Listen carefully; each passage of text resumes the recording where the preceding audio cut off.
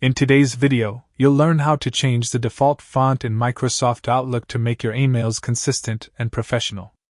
This guide focuses on the Outlook interface where settings appear in a panel on the right side of the screen, making the process straightforward once you know where to look. Start by clicking the settings gear icon in the top right corner, usually near your profile picture. This opens a panel with quick access to common options. From here, select Mail in the left-hand menu, then choose Compose and Reply.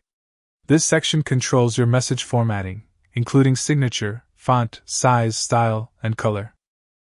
In the message format area, select a default font that fits your personal or company style. Popular readable options include Calibri, Arial, or Seago UI. Then, choose a comfortable font size, often 11 or 12 points. You can also set the style, such as bold or italic, and pick a default color.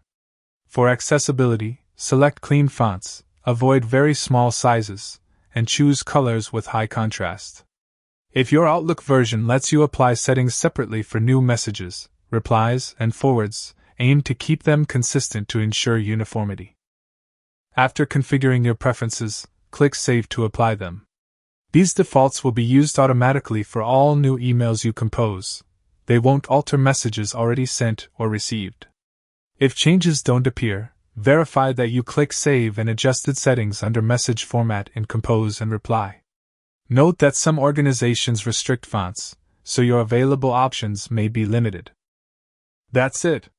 By setting a default font in Outlook, you ensure every email you write starts polished and consistent, improving readability and professionalism across all your messages.